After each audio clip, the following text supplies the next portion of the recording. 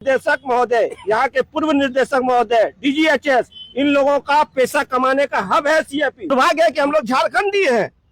निदेशक होश में आओ, होश में आओ, होश में आओ, निदेशक होश में आओ, होश में आओ। तो शर्म आनी चाहिए कि इतने जवानों का रोजी रोटी सबों के पेट पे लात मार दिया है। क्यों हटाए हमको? दुर्भाग्य है भारत का, और भारत के जनता होने के, भारतीय जनता होने के, झारखंड निवासी होने का ये दुर्भाग्य है कि 44 दिन से धरना पर बैठे हैं हम लोग। यहाँ पे 156 जवान रोज यहाँ पे बैठते हैं धरना में। कहाँ पे?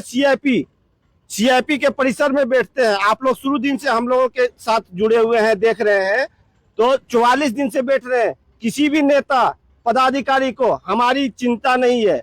हम मरे बचे या हमारे बाल बच्चा मरे बचे, लेकिन कोई भी देखने, सुनने, पूछने भी नहीं आ रहा है। क्यों? ये दुर्भाग्य है कि हम लोग भारत में जन्मे हैं। ये दुर्भाग्य है कि हम लोग झारखंडी हैं। ये सब दुर्भाग्य है।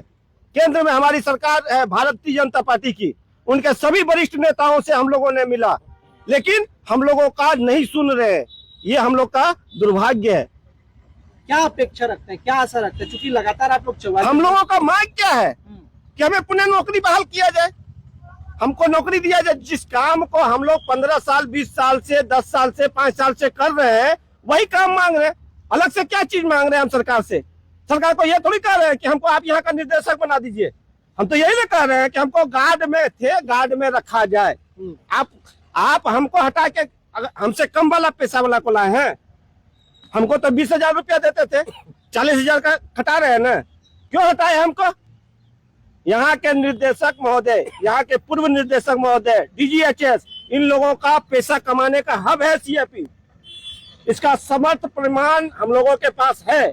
हम लोगों से ही 40-50 हजार रुपया करके लिया जा रहा था। 44 दिन में एक बार भी आए डायरेक्टर महोदय मिलने? डायरेक्टर महोदय कफन पहन के आए हैं। उनका आप लोगों के चैनल के माध्यम से वीडियो भी चल रहा है कि वो कफन बांध के आए हैं कि कफन ओढ़ाने आए हैं। हमको तो लगता है कि हम लोगों के बाल बच्चे को, हमारे परिवार को कफन ओढ़ाने आए हैं, क्योंकि वो कफन बांध के नहीं आए। वो आए हैं यहाँ पैसा कमाने के लिए। यहाँ से उनको कमाना है। अगर कमाना नहीं है तो एक साइकेट्रिस्ट डिपार्टमेंट में, क्या हमारे देश में साइकेट्रिस्ट डिपार्टमेंट के डॉक्टर खत्म हो गए जो पब्लिक हेल्थ वाले को यहाँ बिठा दिए हैं? एनएमसी गाइडलाइंस के मुताबिक ये होता है कि कोई भी साइकेट्रिस्ट डिपार्टमेंट का डॉक्टर ही साइकेट्रिस्ट डिपार्टमेंट का हेड बनता है। इनका डिपार्टमेंट है क्या? आप लोग जाके पूछिए। ये जो आप लोग के चैनल के माध्यम से एक बातें कहे हैं हमारे निर्देशक महोदय कि हमारे वरिष्ठ अधिकारी, हमें याद नहीं आ रहा कि कौन सा पद बताए, तरुण कुमार के साथ इन लोगों ने मारपीट किया। ये पहले बताएं कि इनका तरुण कुमार का साठगांठ क्या है, इनका और कैंटीन का साठगांठ क्या है। क्यों इन लोगों का पक्षपात करते हैं? ये कहीं इन लोगों से मिले जुले तो नहीं है? डीजीएचएस में जाके हम लोगों ने आवेदन दिया, जानकारी दिया, क्यों नहीं कोई कार्रवाई कर रहे हैं? अगर ये लोग नहीं कर रहे हैं तो हमारे देश के जो नेता हैं वो कहाँ बैठे हुए हैं, जो जनता के वोट से चुन के जाते हैं यहाँ पे? क्या उनका हक नहीं बनता है कि सीआईपी को जांच के दायरे में लाया जाए?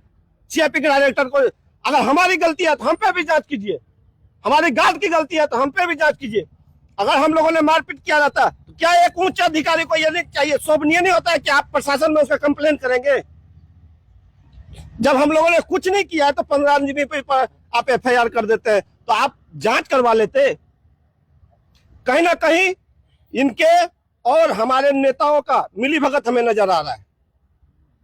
इन लोगों के बातों से हमको पता चल रहा है कि केंद्र सरकार भी नहीं चाहती है कि हमारी नौकरी मिले, क्योंकि वो भी चाहते हैं कि यहाँ से कमाई हो। ये कमाने का बहुत बड़ा घर बना लिए इन लोगों ने। हेमंत सोरेन से मिले आप लोग कभी? मिल ही नहीं पाए। इतना प्रोटोकॉल है, हम लोगों ने आवेदन भी दिया, सारा प्रक्रिया भी फॉलो किया, फिर भी नहीं मिल पाए सरकार से। यही तो एक विडंबना है। हम क्या बोले कि झारखंडी होने का विडंबना यही है सर। झारखंड में आप जो है अपना बात नहीं रख पाइएगा।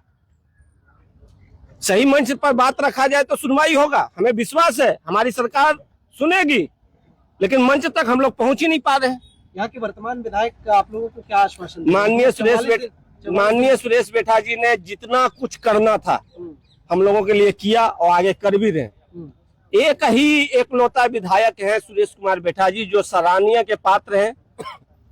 हम खुल के बोलते हैं कि इनसे अच्छा रिस्पांस या इनसे अच्छा जनता से जुड़ाव किसी ने नहीं रखा है।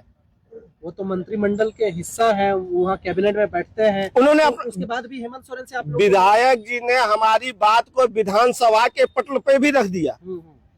जितना उनका क्षमता है उतना कर रहे हैं, अपने क्षमता से अधिक कर रहे हैं। डायरेक्टर साहब से जाके मिले भी, उन्होंने यहाँ तक कहा कि आप सेंटर को लिख के दीजिए कि यहाँ के क्षेत्रीय विधायक इसमें हस्तक्षेप कर रहा है, इन लोगों को अविलंब बहाल कीजिए। लेकिन डायरेक्टर साहब तो सुनेंगे नहीं, क्योंकि उनके ऊपर जो है बड़े अधिकारी, बड़े नेताओं का हाथ है। और आगे का क्या रणनीति है, क्योंकि 44 दिन हो चुके हैं आप लोगों को? हम लोगों ने मीडिया बंधुओं के और आपके चैनल के माध्यम से पहले भी कहा था कि हम लोग जो है झुकेंगे नहीं, रुकेंगे नहीं। निरंतर ये जो धरना प्रदर्शन है, जब तक सरकार के कानों में बात नहीं जाती है तब तक हम लोग चालू रखेंगे। और मैं एक बार पुनः भारतीय जनता पार्टी के सभी वरिष्ठ नेताओं से कहते हैं कि आप सच्चाई का पता लगाइए। अन्य जगहों पर जाने के लिए समय है तो कभी धरना पे भी आइए। यहाँ भी बैठा है तो वही जनता है जो कि भारत का रहने वाला है, जो झारखंड का रहने वाला है। क्या इन जनता से आपको कभी काम नहीं लगेगा? इससे काम नहीं लगेगा आपको? तो हम यही कहना चाहते हैं कि कभी सब जगह जाने का समय है तो यहाँ धरना स्थल पर भी आइए। यहाँ भी जो बैठा है वो भारतीय नागरिक है, वो झारखंड का नागरिक है। अपनी दिनचर्या चलाना ही मुश्किल हो रहा है। डायरेक्टर सर ने, यहाँ सीआईपी के डायरेक्टर सर ने हम लोगों को अचानक से रोड पर लाकर बिठा दिए हैं। अब हम लोग ये सोच रहे हैं कि हम लोग आगे कैसे चलाएंगे, घर गृहस्थी कैसे चलेगा हमारा। ये अन्याय है, बिल्कुल अन्याय है। आज तक हम लोगों का आज 44-45वां दिन हो गया है धरना पे बैठे हुए। यहाँ के प्रशासन के अधिकारी अब तक हमारे समक्ष आए नहीं। हमारे सामने उनका क्या फर्ज बनता था यहाँ के डायरेक्टर सर का, कि जब हम लोगों ने 15, 20 साल, 25 साल, 30 साल से यहाँ पे हम लोगों ने सेवा दिए हैं सीआईपी को पूरी जिम्मेदारी ईमानदारी के साथ, तो उनका फर्ज था। जब हमारे ऊपर इतनी परिस्थिति उन्होंने लाए हैं, तो जब 45 दिनों से हम लोगों ने धरना पे बैठे हैं रोड के किनारे पे, उनका फर्ज था हमारे सामने आकर हम लोगों से कुछ भी अपने मंतव्य से 2 शब्द वो कहते, पूछते, अपने तरफ से कुछ कहते, हम सभी भी जवाब देते। उन्होंने तो डायरेक्ट हमारे 15 जवानों के खिलाफ उन्होंने कार्रवाई भी कर दी है अचानक से। अगर मैं पूछती हूँ, अगर ठीक है, अगर हमारे स्टाफ उस समय कुछ गलती किए हैं, उन लोगों से कुछ गलती हुआ है, गलत हुआ था, तो उन्होंने उस समय क्यों नहीं कार्रवाई की?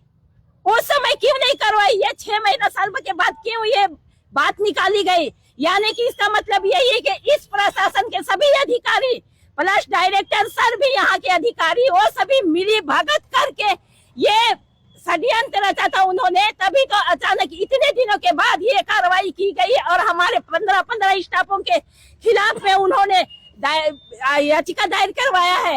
ये नहीं है, ये सही नहीं है, ये बिल्कुल अन्याय है। और क्या कहें हम, उन्हें तो शर्म आनी चाहिए कि इतने जवानों का रोजी रोटी सबों के पेट पे लात मार दिया है।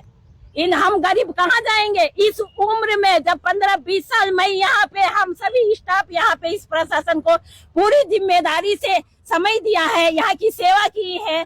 इतने डिप्रेशन पेशेंटों के साथ हम लोगों ने सही सलामत ड्यूटी किया है, कभी शिकायत का अपने तरफ से मौका नहीं दिया हम लोगों ने। तो फिर क्या ये बदले में ये सिला मिला हम लोगों को? मैं सवाल करती हूँ, क्यों ऐसा किए? क्या इंसान नहीं है वो? इंसानियत नहीं है? इंसानियत नाम की चीज नहीं है उनपे?